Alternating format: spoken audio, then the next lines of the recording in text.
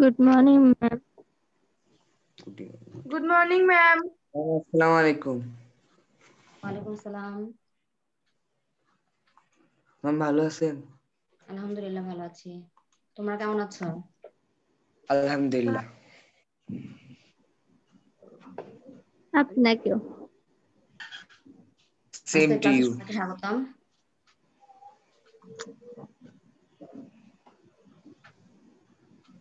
Screen দেখা যাচ্ছে? জি ম্যাম। কথা পরিষ্কার শোনা যাচ্ছে? Yes ma'am. আজকে আমরা অষ্টম অধ্যায় নিয়ে আলোচনা করব। তোমরা সবাই বই বের করো। অষ্টম অধ্যায়। আজকে আমাদের বিষয়বস্তু হচ্ছে বাংলাদেশ এবং বাংলাদেশের নাগরিক।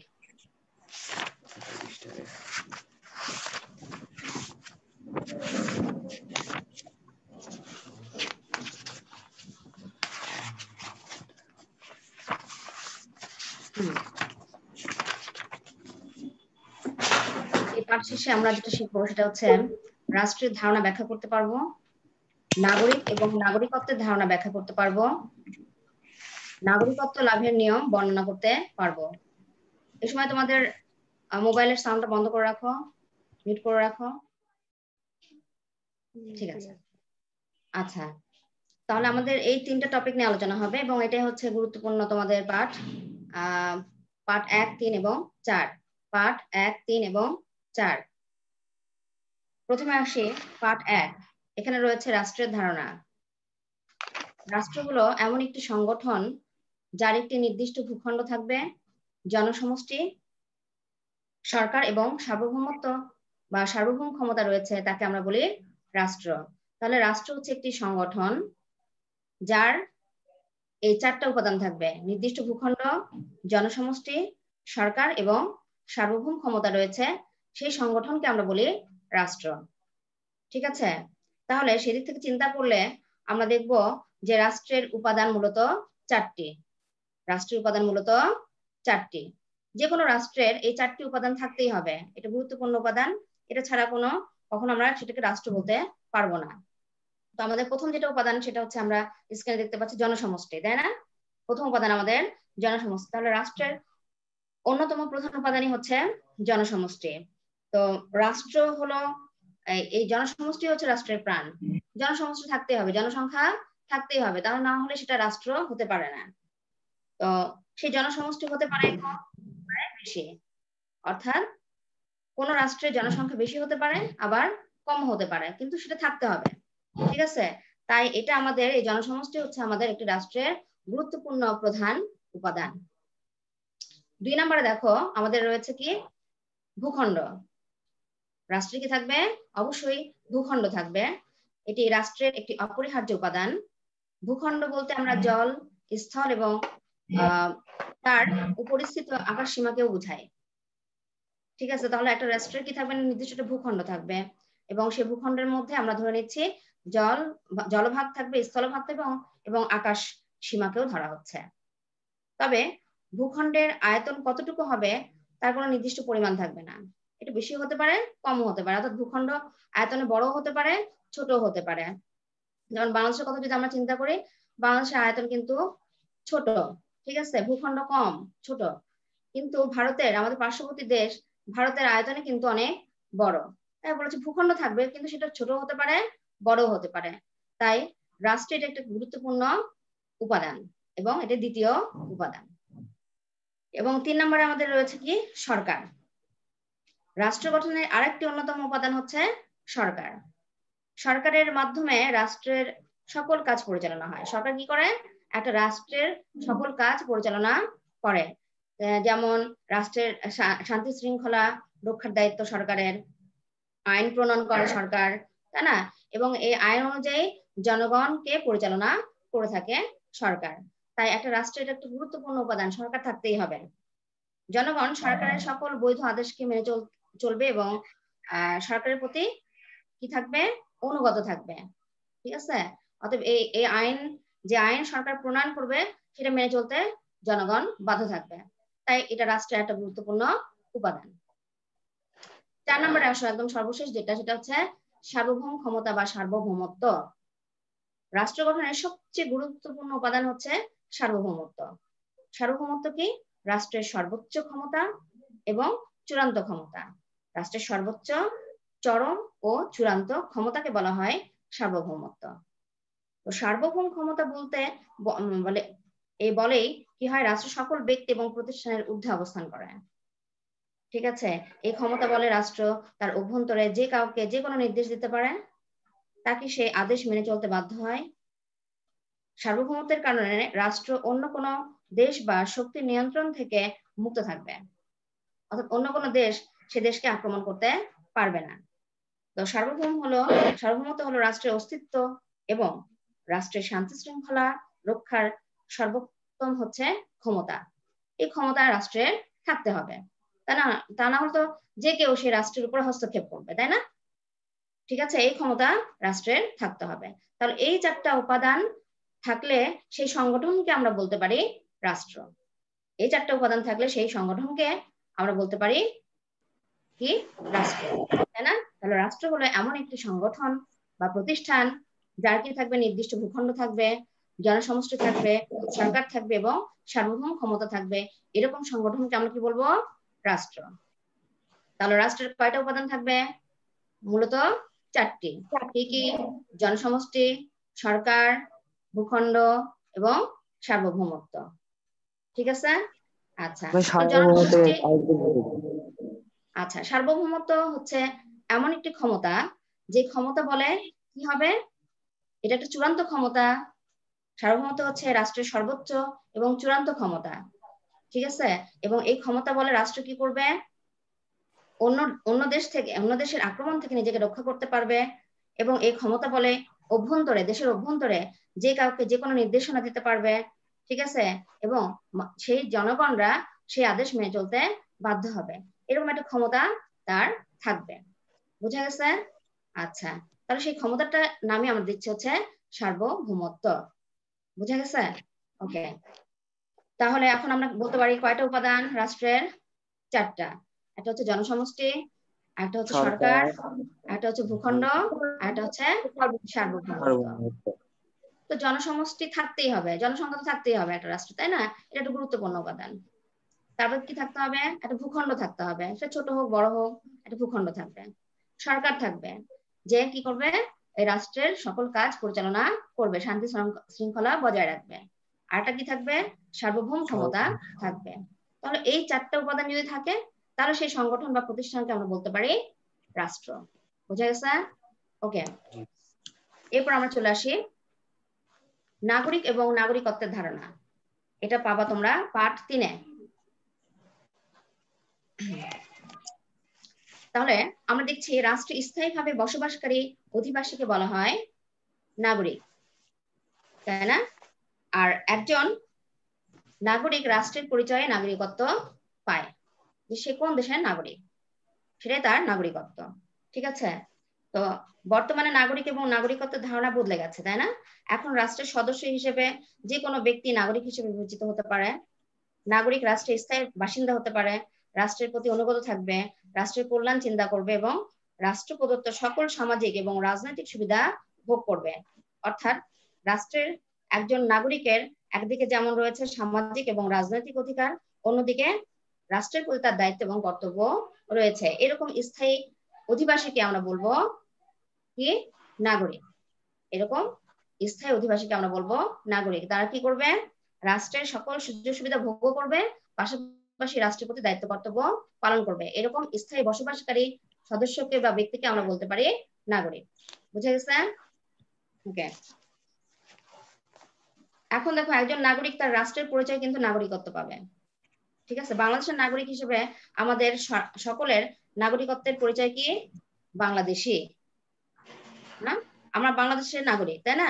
তাহলে আমাদের নাগরিকত্বের পরিচয় কি? বাংলাদেশি। অর্থাৎ যে যে দেশের নাগরিক সে সেই দেশের অনুযায়ী নাগরিকত্বের পরিচয় পাবে, সেই দেশের নাম অনুযায়ী তোমার নাগরিকত্ব পাবে, সেই কথা বলেছে। আমরা বাংলাদেশের নাগরিক, তাই আমাদের নাগরিকত্বের পরিচয় কি? আমরা বাংলাদেশি। বুঝা গেছে? আচ্ছা, আর নাগরিক এবং বিদেশি এই দুটোর মধ্যে পার্থক্য আছে, এটা আসে মাঝে মাঝে। এটা আমরা একটু দেখে নিই যে একটি রাষ্ট্রে নিজ দেশের অধিবাসী ছাড়া ভিন্ন দেশের অনেক লোক বাস করে না, অন্য দেশ থেকে আসে, তাই না? তারা শিক্ষার জন্য আসে, অনেক সময় ব্যবসা বাণিজ্যের জন্য আসে, চাকরির জন্য আসে। তারা কিন্তু এখানে স্থায়ীভাবে বসবাস করার জন্য আসবে না, বা অন্য কোনো দেশে স্থায়ীভাবে বসবাস করার জন্য যায় না। অল্প সময়ের জন্য যায়, স্থায়ীভাবে বসবাস করে না, একটা নির্দিষ্ট উদ্দেশ্যে যায়। এই ধরনের ব্যক্তিদেরকে আমরা কি বলবো? বসবাসকারী ব্যক্তিদেরকে বলবো আমরা বিদেশি। এই ধরনের ব্যক্তিদেরকে আমরা কি বলবো? বিদেশি। বুঝে গেছে? তা বিদেশি বসবাসকারী রাষ্ট্রের প্রতি আনুগত্য পোষণ করে না। তারা তাদের একটা নির্দিষ্ট উদ্দেশ্যের জন্য তারা আসে অন্য দেশে বা অন্য দেশে যায়, এবং তারা সেই উদ্দেশ্য সাধন করে চলে আসে। ঠিক আছে? এরা স্থায়ীভাবে বসবাস করে না। এই ধরনের ব্যক্তিদেরকে আমরা কি বলবো? বিদেশি। বুঝা গেছে? আর নাগরিক কি? যারা স্থায়ীভাবে বসবাস করবে একটা দেশে, ঠিক আছে, দেশের সকল দায়িত্ব পালন করবে, আবার রাষ্ট্রের যে সমস্ত অধিকারগুলো আছে সেটাও ভোগ করবে। এই ধরনের ব্যক্তিদেরকে, স্থায়ীভাবে বসবাসকারী ব্যক্তিদেরকে আমরা বলবো নাগরিক। আর বিদেশি কি? যারা স্থায়ীভাবে বসবাস করবে না, তারা একটা নির্দিষ্ট উদ্দেশ্যে, যেমন শিক্ষা গ্রহণের উদ্দেশ্যে বা চাকরির জন্য, তাই না, একটা ব্যবসা বাণিজ্যের জন্য সাময়িকভাবে কোনো একটা দেশে যাবে এবং অস্থায়ীভাবে বসবাস করবে, এই ধরনের ব্যক্তিদেরকে আমরা বলি বিদেশি। এই নাগরিক এবং বিদেশির মধ্যে পার্থক্য আমরা এখন বলতে পারবো? আমার মনে হয় বলতে পারবো, তাই না? আচ্ছা, এরপরে এখন দেখো, নাগরিকের 4টি প্রধান বৈশিষ্ট্য থাকবে। নাগরিকের বৈশিষ্ট্য কয়টা? 4টি। দেখা যাচ্ছে স্ক্রিনে? আমি দেখো তোমাদের বই থেকে একটা ছবি এখানে দিয়ে দিয়েছি। হ্যাঁ, তাহলে রাষ্ট্রের প্রধান বৈশিষ্ট্য কয়টা? 4টা। একটা কি? রাষ্ট্রের প্রতি তারা কি থাকবে? তার আনুগত্য থাকবে, মানে রাষ্ট্রের সকল নিয়ম শৃঙ্খলা তারা মেনে চলবে, মেনে চলতে বাধ্য হবে, তাই না? আচ্ছা, 2 নাম্বার কি দেখো? রাষ্ট্রের প্রতি দায়িত্ব এবং কর্তব্য পালন করবে। যারা নাগরিক হবে যে দেশে, রাষ্ট্রের প্রতি তাদের কিছু দায়িত্ব এবং কর্তব্য রয়েছে। ঠিক আছে? যেমন হচ্ছে শান্তি শৃঙ্খলা, আইন মেনে চলা, তাই না? ঠিক আছে, দেশের কল্যাণ চিন্তা করা। হ্যাঁ, এখন তোমরা ছোট আছো, বড় হয়ে দেশকে পরিচালনা করবা, দেশকে সুন্দর পথে এগিয়ে নিয়ে যাবা, এগুলো হচ্ছে একটা নাগরিকের দায়িত্ব এবং কর্তব্য। তাহলে এটা একটা বৈশিষ্ট্য, নাগরিকের একটা প্রধান বৈশিষ্ট্যের মধ্যে পড়ে যে তারা রাষ্ট্রের প্রতি দায়িত্ব এবং কর্তব্য পালন করবে। এরপরে দেখো, রাষ্ট্র থেকে রাজনৈতিক এবং সামাজিক অধিকার লাভ করবে, তাদের ভোটাধিকার থাকবে। ঠিক আছে? এবং তাদের কিছু সামাজিক অধিকারও থাকবে। বুঝতে গেছে? তাহলে একজন নাগরিকের এটা একটা গুরুত্বপূর্ণ বৈশিষ্ট্য। এরপর দেখো, যে রাষ্ট্রে স্থায়ী বাসিন্দা হবে, সেই দেশে তারা কি হবে? স্থায়ীভাবে বসবাস করবে। যে আজকে তুমি বাংলাদেশে আছো, কালকে চলে যাচ্ছ, তা নয়, তুমি এখানে স্থায়ীভাবে বসবাস করছো। তাহলে আমরা সেই চিন্তা যদি করি, তাহলে আমরা বাংলাদেশের নাগরিক। আমাদের কয়টা বৈশিষ্ট্য আছে নাগরিক হিসেবে? 4টা। প্রথমটা কি? দেখে দেখে বলো তো। তোমার নাম কি? কি এটা? রাজ কি? সানি? হ্যাঁ, সানি বলো। কি দেখতে পাচ্ছ? নাগরিকের কি কি বৈশিষ্ট্য থাকবে? রাষ্ট্রের প্রতি আনুগত্য, তারপর রাষ্ট্রের প্রতি দায়িত্ব কর্তব্য, রাষ্ট্রের স্থায়ী বাসিন্দা, রাষ্ট্র থেকে রাজনৈতিক ও সামাজিক অধিকার লাভ। আচ্ছা, তাহলে তুমি কোন দেশের নাগরিক? বাংলাদেশের। বাংলাদেশের নাগরিক, এটা তোমার নাগরিকত্ব, তাই না? এটাই তোমার নাগরিকত্ব। আচ্ছা, তুমি যে নাগরিক বললা আমি বাংলাদেশের নাগরিক, তোমার এই 4টা বৈশিষ্ট্য আছে, তাহলে নাগরিকের এক কথায় আমরা সংজ্ঞা দিতে পারবো? বা নাগরিক কাকে বলে? রাষ্ট্রে স্থায়ীভাবে বসবাসকারীকে নাগরিক বলে। এক কথায় নাগরিক বলে। তাহলে রাষ্ট্রে স্থায়ীভাবে বসবাসকারী অধিবাসীকে বলা হয় নাগরিক। স্ক্রিনে সব দেওয়াই আছে, তাই না? আর নাগরিকত্ব কি? একজন নাগরিক রাষ্ট্রের পরিচয়ে নাগরিকত্ব পায়। যেমন একজন ব্যক্তি বাংলাদেশের নাগরিক, তার নাগরিকত্ব কি হবে? বাংলাদেশি। তার নাগরিকত্ব কি হবে? বাংলাদেশি। ওকে ওকে, এরপরটা আমরা চলে যাই। নাগরিকত্ব লাভের নিয়ম কি লেখা আছে? নাগরিকত্ব লাভের নিয়ম আর কিছু দেখা যাচ্ছে? হ্যাঁ ম্যাম। নাগরিকত্ব লাভের নাগরিকত্ব লাভের নিয়মের মধ্যে কয় ধরনের নিয়মে নাগরিকত্ব লাভ করা যায়? 2 ধরনের। 2 ধরনের। কি নাম আছে? নাগরিকত্ব লাভ আর হচ্ছে অনুমোদন সূত্রে নাগরিকত্ব লাভ। নাগরিকত্ব লাভ। স্ক্রিন দেখে বলো, স্ক্রিনে আছে তো। তাহলে জন্মসূত্রে নাগরিকত্ব লাভ করা যায়, আর একটা হচ্ছে অনুমোদন সূত্রে নাগরিকত্ব লাভ করা যায়, তাই না? এটা সম্পর্কে আমরা এখন বিস্তারিত জানি একটু। দেখো তোমাদের বই সুন্দর করে দেওয়া আছে, যারা জন্মসূত্রে রাষ্ট্রের নাগরিকত্ব লাভ করে তারা জন্মসূত্রে নাগরিক। যা আমি এখানে জন্মাইছি বাংলাদেশে, এই জন্মসূত্রে আমার নাগরিকত্ব আছে এখানে, তাই না? আর যারা আবেদনের মাধ্যমে অ্যাপ্লাই করে না যে এখানে দেশে আমার নাগরিকত্ব লাভ করতে হবে, তাই না? তাহলে যারা আবেদনের মাধ্যমে কোনো দেশের নাগরিকত্ব লাভ করে তাদেরকে আমরা কি বলি? অনুমোদন সূত্রে নাগরিক। পাইছো? বইয়ের মধ্যে আছে, আন্ডারলাইন করে রাখো। তবে অনুমোদন সূত্রে যারা নাগরিকত্ব লাভ করে তাদেরকে রাষ্ট্রের আরোপিত কিছু শর্ত পূরণ করতে হয়। শুধু তুমি অ্যাপ্লাই করলা বা আবেদন করলা তাহলে নাগরিকত্ব পেয়ে যাবে তা না, তোমাকে কিছু শর্ত দেওয়া হবে, সেই শর্ত পূরণ করে তারপরে তুমি নাগরিকত্ব পাবা সেই দেশে। বোঝা গেছে? আচ্ছা, খুব কঠিন মনে হচ্ছে? আমার তো মনে হয় খুব ইজি একটা বিষয়বস্তু, খুব ইজি। তাহলে আমরা নাগরিকত্ব লাভ করব কয় ভাবে? 2 ভাবে। 2 ভাবে, জন্মসূত্রে ও অনুমোদন সূত্রে। জন্মসূত্রে এবং অনুমোদন সূত্রে। জন্মসূত্রে নাগরিকত্ব লাভ মানে বোঝাচ্ছে যারা জন্মসূত্রে রাষ্ট্রের নাগরিক লাভ করে তারা জন্মসূত্রে নাগরিক। যারা জন্মসূত্রে একটা রাষ্ট্রের নাগরিকত্ব লাভ করে তাকে আমরা কি বলবো? জন্মসূত্রে নাগরিক। আর অনুমোদন সূত্রে নাগরিকত্ব কি? যারা আবেদনের মাধ্যমে কোন দেশের নাগরিকত্ব লাভ করে তারা অনুমোদন সূত্রের নাগরিক। Very good. আচ্ছা, তবে অনুমোদন সূত্রে নাগরিকত্ব লাভ করতে গেলে কি করতে হবে? কিছু শর্ত পূরণ করতে হবে, সেই দেশের আরোপিত কিছু শর্ত পূরণ করতে হবে। হ্যাঁ, শুধু আবেদন করলে পাবা? আপনি আবেদন করলে নাগরিকত্ব পাবা? কিছু শর্ত পালন করতে হবে, তাই না? তারপর নাগরিকত্ব পাওয়া যাবে। এখন আমরা আর একটু বিস্তারিত জানবো। আসো, জন্মসূত্রে নাগরিকত্ব লাভ। এখানে দেখো, জন্মসূত্রে নাগরিকত্ব লাভের ক্ষেত্রে দুটি প্রধান বিষয় বিবেচ্য। কয়টি? জন্মসূত্রে আমার দুটি প্রধান বিষয় বিবেচ্য। একটা হচ্ছে জন্মসূত্র নীতি, আর একটা হচ্ছে জন্মস্থান নীতি। একটু আন্ডারলাইন করে রাখো বইয়ে। একটা হচ্ছে জন্মসূত্র নীতি, আর একটা হচ্ছে জন্মস্থান নীতি। জন্মসূত্রে নাগরিকত্ব লাভেরও দুটি প্রধান বিবেচ্য বিষয় আছে, একটা হচ্ছে জন্মসূত্র নীতি, আর একটা হচ্ছে জন্মস্থান নীতি। এখানে একটু পার্থক্য আছে, এটা আমরা খালি একটু ভালো করে খেয়াল করবো তাহলে পারবো। ঠিক আছে, একটু ভালো করে খেয়াল করি। দেখো, জন্মসূত্র নীতি। জন্মসূত্র নীতি কি? খেয়াল করো। পুষ্পা কি করছো? এদিকে অ্যাটেনশন দাও। হ্যাঁ, এদিকে অ্যাটেনশন দাও।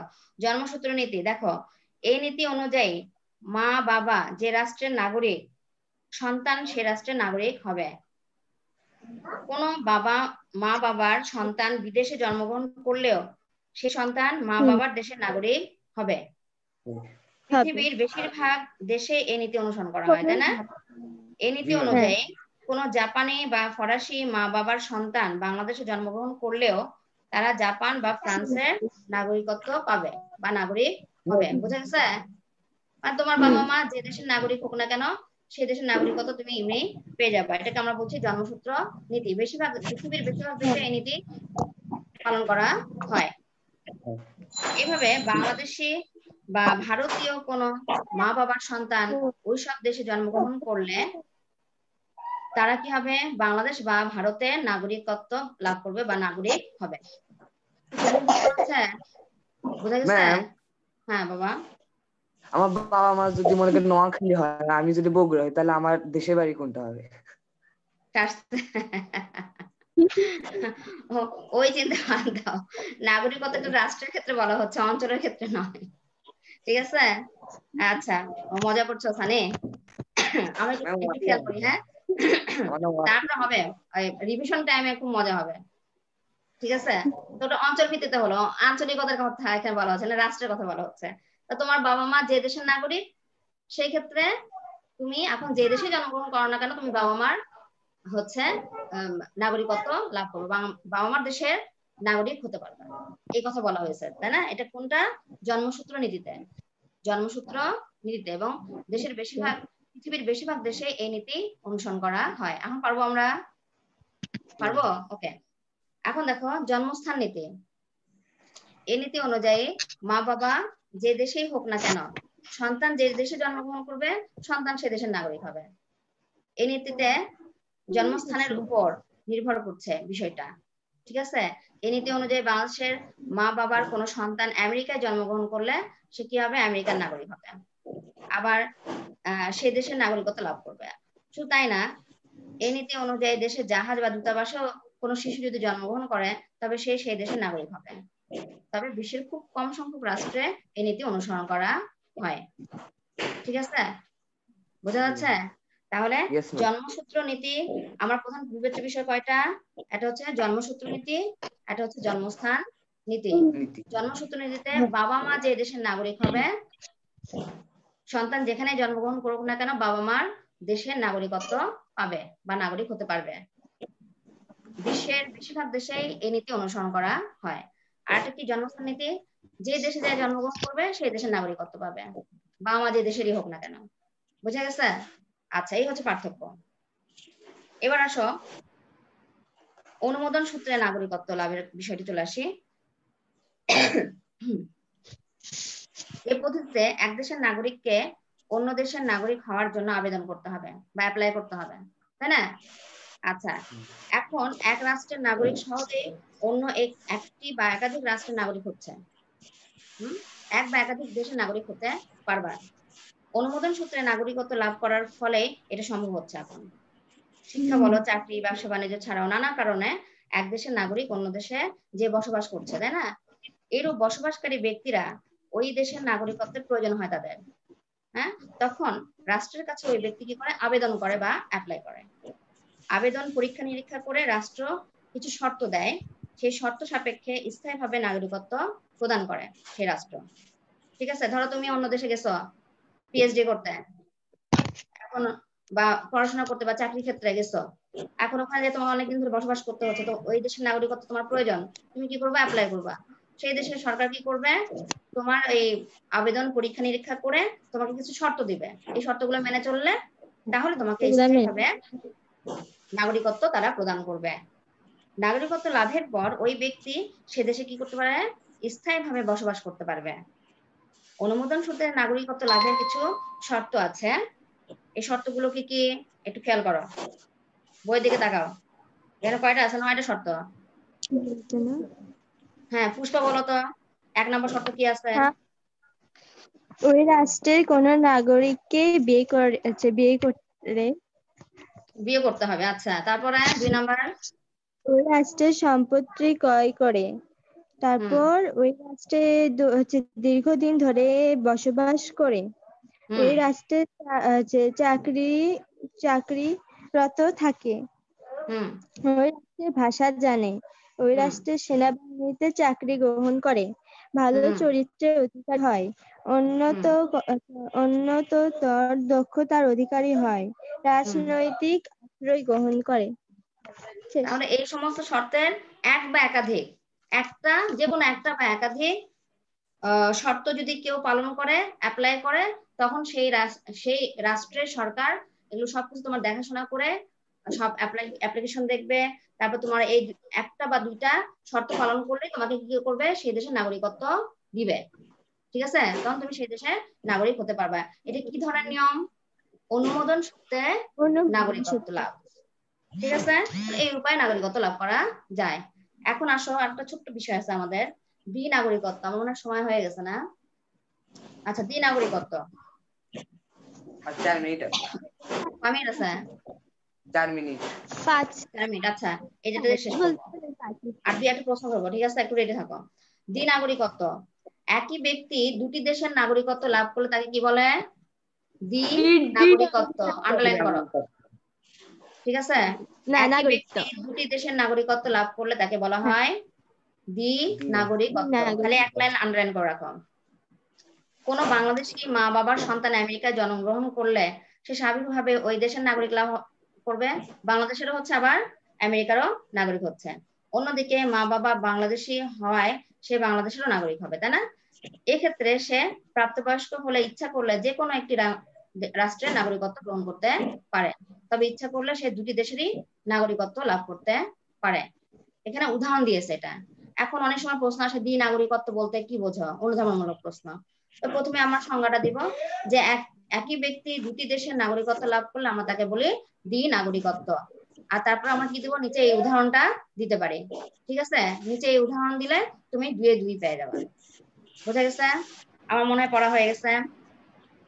এখন কয়েকটা প্রশ্ন ধরবো, আর প্রশ্ন ধরার সময় আমি স্ক্রিনে উত্তরগুলো দিয়ে দিব। আচ্ছা, রাষ্ট্র কি? রাষ্ট্র হলো এমন একটি সংগঠন যার একটি নির্দিষ্ট ভূখণ্ড, জনসমষ্টি, সরকার ও সার্বভৌমত্ব ক্ষমতা রয়েছে। বাবা, নিঃশ্বাস নিছো না নাওনি? আচ্ছা, রাষ্ট্রের কয়টি উপাদান? 4টি। 4টি। কি কি? জনসমষ্টি, সরকার, ভূখণ্ড, সমষ্টি, ভূখণ্ড, সরকার, সার্বভৌমত্ব। Very good. এখন আসো, নাগরিক কি? নাগরিক কাকে বলে, এক কথায় বলো। রাষ্ট্রে স্থায়ীভাবে বসবাসকারী অধিবাসীকে বলা হয় নাগরিক। স্ক্রিনে সব দেওয়া আছে। আচ্ছা, নাগরিকত্ব কি? আর একজন নাগরিক রাষ্ট্রের পরিচয়ে নাগরিকত্ব। নাগরিকত্ব হলো রাষ্ট্রের অধিবাসী বা ব্যক্তির জাতীয় পরিচয়। নাগরিকের কয়টা বৈশিষ্ট্য থাকে? 2টি। এই স্ক্রিনের দিকে তাকাও, এই সানি স্ক্রিনের দিকে তাকাও। ওই দিকে তাকাতে হবে না তো। আমার নাম ওয়াসি। হ্যাঁ, দেখা যাচ্ছে না? আমার নাম তুমি সাইনা নাম ওয়াসি। লিখবা, আমি যা দেখবো তাই তো ডাকবো। ওয়াসি। আচ্ছা, নাগরিকের কয়টা বৈশিষ্ট্য? নাগরিকের 2টি বৈশিষ্ট্য। এখানে কয়টা দেওয়া আছে স্ক্রিনে? 4টা। আচ্ছা, বলো কি কি? রাষ্ট্রের প্রতি আনুগত্য, রাষ্ট্রের প্রতি দায়িত্ব কর্তব্য, রাষ্ট্রের স্থায়ী বাসিন্দা, রাষ্ট্র থেকে রাজনৈতিক ও সামাজিক অধিকার লাভ। নাগরিকত্ব লাভের নিয়ম কয়টা? 2টা। কি কি? জন্মসূত্রে। আচ্ছা, এখানে আরো বিস্তারিত দেখা যাচ্ছে। জন্মসূত্রে একটা হচ্ছে অনুমোদন সূত্রে, তাই না? আর জন্মসূত্রে নাগরিকত্ব লাভের নিয়ম কয়টা, নীতি কয়টা? জন্মসূত্রে দেওয়া আছে, দেখো স্ক্রিনে দেখো। একটা জন্মসূত্র নীতি, একটা সমস্ত স্ক্রিনে দেওয়া আছে। বই খুঁজে বেড়াচ্ছ কেন পুষ্পা? অনুমোদন স্ক্রিনে দেখো। জন্মসূত্রের কয়টা নীতি? 2টা, তাই না? জন্মসূত্র নীতি একটা হচ্ছে জন্মস্থান নীতি। আচ্ছা, আর অনুমোদন সূত্রে নাগরিকত্ব লাভের যে শর্তগুলো দেওয়া হয় সেই শর্তগুলো এখানে দেওয়া আছে। কি? বিয়ে করতে হবে নাকি? তাহলে সম্পত্তি লাভ করতে হবে, ক্রয় করতে হবে, বসবাস করতে হবে স্থায়ী ভাবে, চাকরি টাকরি করতে হবে, সেখানে ভাষা জানতে হবে, তাই না? না হলে সেনাবাহিনীতে যোগদান করতে হবে, ভালো চরিত্র থাকতে হবে, উচ্চতা কি থাকতে হবে, দক্ষতা থাকতে হবে কাজের, এবং রাজনৈতিক আশ্রয়। এই সমস্ত থাকলে এর একটা বা 2টা শর্ত পূরণ করে অ্যাপ্লাই করলেই তার কি হবে, সে অনুমোদন সূত্রে নাগরিকত্ব পাবে। ওকে, সবাই ভালো থাকো, সুন্দর থাকো। আজকের ক্লাস দেখার জন্য ধন্যবাদ।